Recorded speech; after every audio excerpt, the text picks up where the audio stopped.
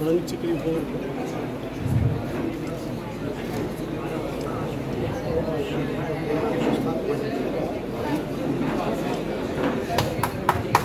तो ताली बजाना बेटा।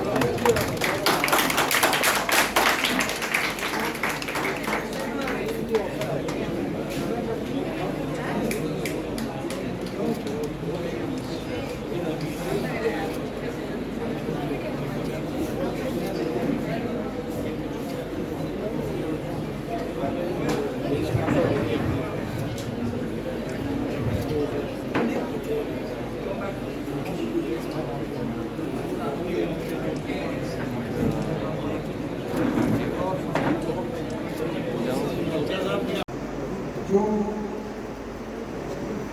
वीआईपी हमने थे धर्मपाल भट्ट जी बड़े पुराने पत्रकार हैं, हमारे मित्र हैं। उनका स्वागत करेंगे।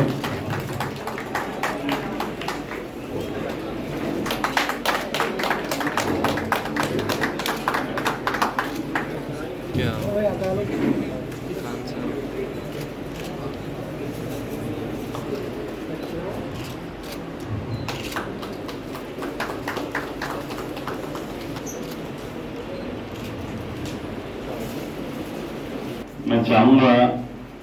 कि हमारे जो मुख्य अतिथि हैं स्टिक कहाँ है? हाँ,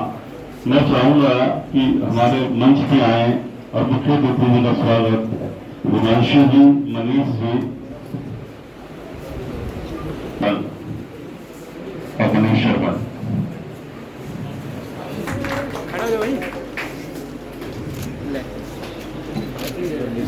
और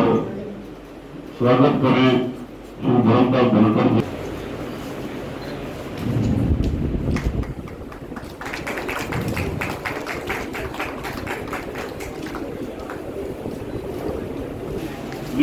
लाडू जी आइए।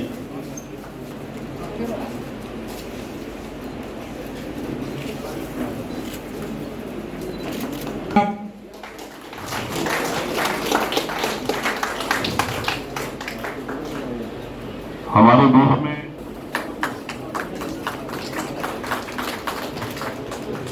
कोशिश करेंगे, सब ध्यान से सुनना। हमने उनसे 3 मांग करी है। एक तो सोशल मीडिया पर सरकार प्रतिबंध लगा रही है, क्या नहीं लगा रही। सोशल मीडिया के लिए एक्टिविशन या विज्ञापन की कोई सुविधा मिल रही है नहीं मिल रही, और इनकी के लिए कोई क्राइटेरिया तय हो रहा कि नहीं हो रहा।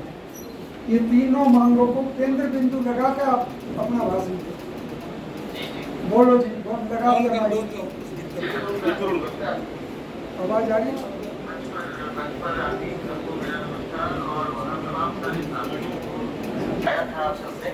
मैंने आदरणीय पंडित जी से जिस कारण से मैं नहीं आ पा रहा हूँ वो मैंने उनसे शेयर किया था, तो उनसे इजाजत मिली मुझे कि उन्होंने इस बात को समझा कि मेरे को जहाँ जाना है या मेरा जो आज यहाँ एंगेजमेंट है वो भी बहुत ज़रूरी था। पोस्ट कार्ड से मैंने क्षमा मांगी,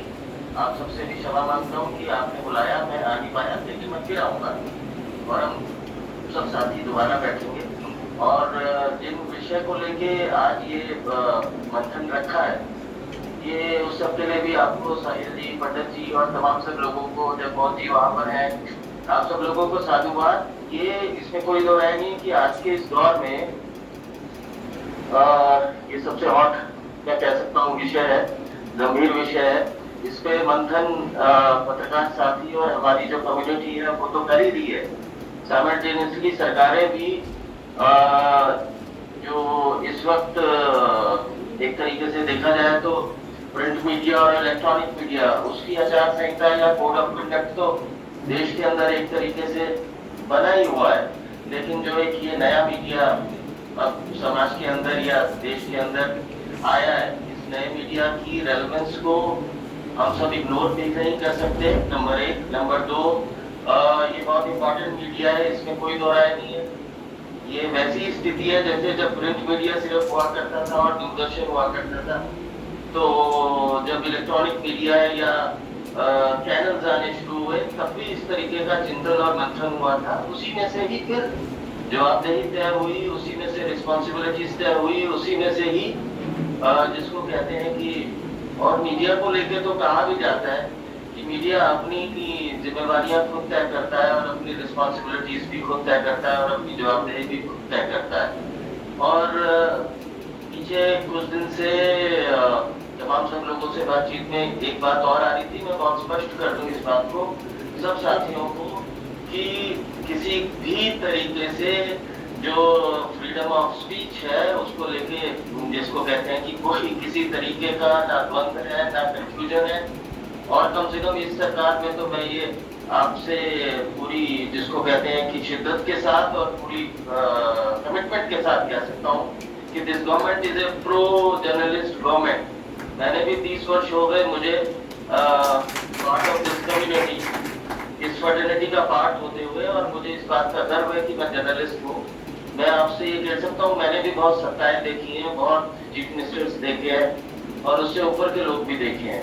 लेकिन मैं ये आपको पूरी गारंटी के साथ कह सकता हूँ, पूरे विश्वास के साथ कह सकता हूँ और पूरी कमिटमेंट के साथ कह सकता हूँ कि किसी भी तरीके का कोई बहन वहन और इन तरीके के शब्दों का तो इस्तेमाल ही नहीं करना चाहिए, ऐसा कुछ भी नहीं है। हाँ, इतना जरूर है कि वो भी जर्नलिस्ट बहुत सारे सीनियर लोगों से बातचीत के दौरान ये चीज आई कि अपने को जो सोशल मीडिया है या डिजिटल मीडिया है उसके लिए भी कहीं ना कहीं, और ये विचार ऐसा नहीं है, ये विचार बहुत पहले से चल रहा है दूसरे राज्यों में भी सोशल मीडिया और डिजिटल प्लेटफॉर्म्स को लेके जिस तरीके के रूल्स एंड रेगुलेशंस कह सकते हैं आप, रूल्स एंड रेगुलेशंस मत कहिए इसको उनके रिकॉग्निशन का जो सिस्टम है और जिस तरीके से उनकी रहेगी जवाबदेही। फॉर एग्जाम्पल मैं उदाहरण के तौर पे कहता हूँ कि अगर किसी जर्नलिस्ट के द्वारा या रिपोर्टर के द्वारा या सिंगर के द्वारा या ब्यूरो चीफ के द्वारा कुछ इस तरीके की बिना क्रॉस चेक किए, बिना फैक्चुअली उसको जाने, बिना रिसर्च किए कोई खबर लगाई जाती है, वहाँ प्रिंट में लगाई जाती है, तो वहाँ एडिटर होता है, वहाँ मालिक होता है, प्रमोटर होता है, ब्यूरो चीफ होता है, तो एक पूरा सिस्टम बना हुआ है जहां आप अपनी जवाबदेही या एक तरीके से अपनी बात रख सकते हैं।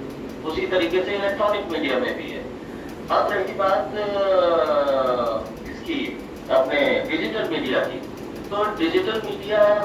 में भी कहीं ना कहीं अपने को जवाबदेही तय करने वाली जहाँ तक बात है, या कौन ठीक है और कौन गलत है, कौन वाकई में एक्चुअली वाकई में एस्टेब्लिश्ड डिजिटल प्लेटफॉर्म है और कौन जेन्युइन है कौन नहीं है, कहीं इस प्लेटफॉर्म का दुरुपयोग करके कोई देश के अंदर, समाज के अंदर, प्रदेश के अंदर कोई न्यूसेंस फैलाने वाली बात ना हो, सिक्योरिटी के लेवल की भी बात होती है, समाज के अंदर कहीं दुर्भाव ना हो, किसी तरीके का जिसको कहते हैं कि समाज में कोई वैमनस्य ना फैले। इन तमाम सारी चीजों को जब जवाबदेही तय करने के लिए मैं आपको गारंटी देता हूँ इस बात की कि सरकार के अंदर भी under the leadership of Manohar Lal ji, मैं आपको बता रहा हूँ कि हम लोग एक SOP या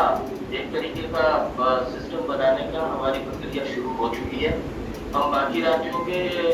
जो वहाँ उन्होंने अगर कोई सिस्टम बनाया है, हालांकि मेरी जहाँ जहाँ बात होती है सब इस अंडर प्रोसेस में है इस सारे में, तो हम भी एक तरीके से उन सब के अनुभवों को लेके भी हम इस तरीके का रिकॉग्निशन का या एक्रीडिटेशन का या एडवर्टाइजमेंट का, क्योंकि अगले सारे स्टेप्स जो आदरणीय KV पंडित जी ने अभी मेरी बात शुरू करने से पहले बोले, वो सारे स्टेप उसके बाद शुरू होते हैं।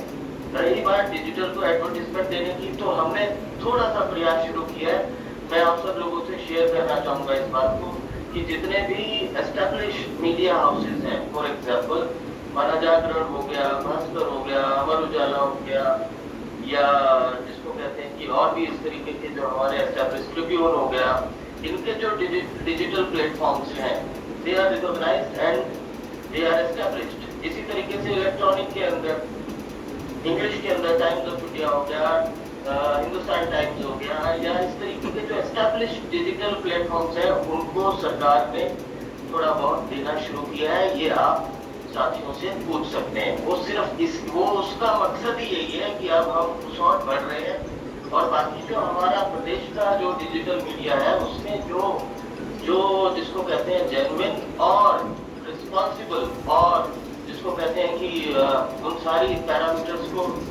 फुलफिल करने वाले डिजिटल प्लेटफॉर्म जो होंगे उनको भी हम चाहेंगे कि बहुत जल्दी सिस्टम के तहत सिस्टमेटिक तरीके से उन लोगों को भी रिकॉग्निशन का सिस्टम शुरू हो,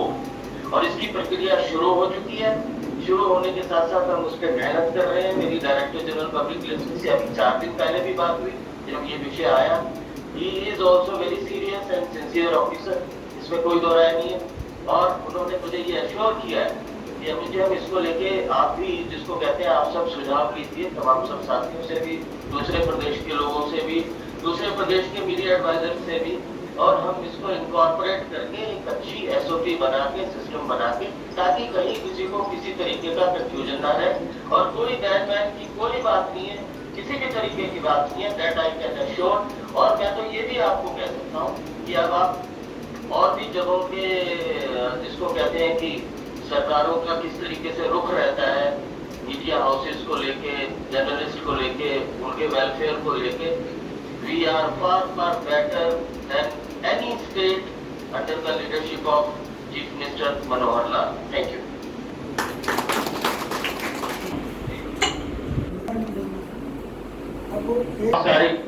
बहुत सारे जिसको कहते हैं कि मेन स्ट्रीम मीडिया जिसको हम कह सकते हैं, हमारा इलेक्ट्रॉनिक और प्रिंट के एस्टैब्लिश्ड मेन स्ट्रीम मीडिया के लोगों के द्वारा भी बहुत सारी जिसको कहते हैं कि मैं शिकायत शब्द का इस्तेमाल तो नहीं कहूँगा, उन्होंने ये ऑब्जेक्ट किया है बहुत सारी चीज़ों को लेके कि उनको लोकल लेवल पे किस तरीके की दिक्कतें आ रही हैं, क्योंकि अभी डिजिटल के साथ साथ इसको सोशल मीडिया को अगर हम इसको कहें कि इसकी उनकी तरफ से सबकी तरफ से ये बात आ रही है कि इसका कोई ना कोई सिस्टम बनाना है। एक बात। दूसरी बात ये है कि अगर कहीं लोकल लेवल पे किसी एडमिनिस्ट्रेशन ने, डीसी ने या किसी तरीके का कोई डेटा दे दिया है, तो ये मैं आपको साफ कर दूं कि वो कोई सरकार का निर्णय नहीं है। नंबर 1, वो लोकल लेवल पे सर्कमस्टांसेस से जुड़ी होगी, उस पर भी हम बात करेंगे और ये सारी समस्याएं तभी दूर होंगी, इसमें कोई दो राय नहीं है कि जब तक ये डिमांड मेनस्ट्रीम मीडिया से भी आई है। मेनस्ट्रीम मीडिया भी कहीं ना कहीं सफोकेट महसूस कर रहा है, ये इस बात से आप इसको एंडोर्स करेंगे। Am I right or wrong? मैं गलत बोल रहा हूँ तो आप मुझे इस बात से तो हम सबको मिलते ही मीडिया को देखो, एक बात तो है, मैं आप सबसे ये being a media person also, media पे कोई जिसको कहते हैं कि कुछ थोपा नहीं जा सकता। We are in a democracy, freedom of speech है, लेकिन फ्रीडम ऑफ स्पीच के एवज में या उसकी आड़ में आप कोई इलीगल के साथ साथ कोई देश विद्रोही वाली बातें या देश को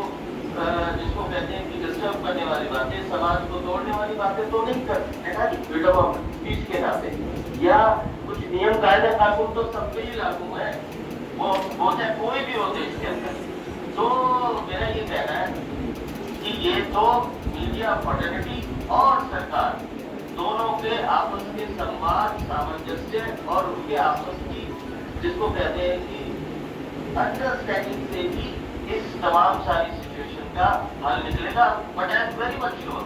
हल कुछ नहीं है उसमें, कुछ चीजें हमें अपने ऊपर लागू करनी पड़ेंगी, कुछ हमें भी मॉनिटर करना पड़ेगा, हमें भी इस जिम्मेवारी का वहन करना पड़ेगा। और रही सरकार के फ्रंट की बात, तो वो मैं आपको बहुत क्लियरली कह चुका हूँ कि सरकार की तरफ से किसी भी प्रकार का 1% भी कोई मीडिया या मीडिया के उसको लेके कोई बैन कह लो या जिसको कहते हैं कि किसी तरीके का वो करने का कोई ना इरादा है, ना होगा, ना रहा है कभी। ये मैं आपको बहुत स्पष्ट कह दे रहा हूँ इस मामले में। Thank you. तो सबसे पहले तो हम सब यूपीएससी की तैयारी करके आते हैं, तो उसमें हम पढ़ते हैं कि this is the 4th pillar of democracy, ये लोकतंत्र का 4था स्तंभ है।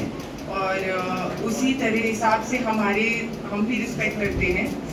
तो मैं एक पुलिस के दृष्टिकोण से आपको बताऊंगी कि हम क्या अपेक्षा रखते हैं, और ये अपेक्षाएं पूरी भी होती है कि हमारे अनुसंधान में, हमारी इन्वेस्टिगेशन में मीडिया कवरेज बहुत ज़रूरी भी होती है। इससे लोगों में अवेयरनेस भी जाती है। सोशल मीडिया खास करके आप देखें, अगर साइबर क्राइम की अवेयरनेस है या सेक्सुअल ऑफेंसेस की अवेयरनेस है, तो सबसे अच्छी वो सोशल मीडिया द्वारा लोगों तक पहुंचाई जा सकती है, क्योंकि साइबर क्राइम में भी लोगों का खुद का बचाव करना ही सबसे ज़्यादा एफिशिएंट तरीका है। तो अगर सोशल मीडिया के जितने भी पत्रकार हैं वो लोगों तक ये सारी बातें ठीक से पहुंचाते रहते हैं, जैसे कई बार करते हैं, वो आर्टिकल्स भी देते हैं और कई अवेयरनेस वाली फोटोज़ वगैरह भी डालते हैं, तो ये हमारे लिए भी बहुत मदद रहती है। दूसरी चीज़ जो एक पुलिस के दृष्टिकोण से ज़रूरी है वो है कि जब हम कोई क्राइम कवर करते हैं तो पुलिस के लिए अनुसंधान में सबसे पहली चीज़ होती है उस व्यक्ति तक पहुंचना, तो उसकी मीडिया कवरेज इसी हिसाब से हो कि वो इंसान सचेत ना हो जाए और हमारे उसे पकड़ने में कोई और उसी कवरेज की वजह से कोई अड़चन नहीं आए। जैसे हम जब पढ़ाई करते थे तो हम पढ़ते थे कि जब ताज अटैक हुआ था तो भी मीडिया का थोड़े बहुत इश्यूज आ गए थे, तो उस तरह की चीज़ ना हो। पुलिस के पॉइंट ऑफ व्यू से तो यही होगा कि वो हमारे एक्शंस के बारे में हमसे पहले अवेयर ना हो जाए। बाकी तो ये आपका विवेक है कि क्या चीज़ लोगों को आपको उस क्षण पे बतानी ज़रूरी है और बतानी चाहिए, और कई लोग ये विवेक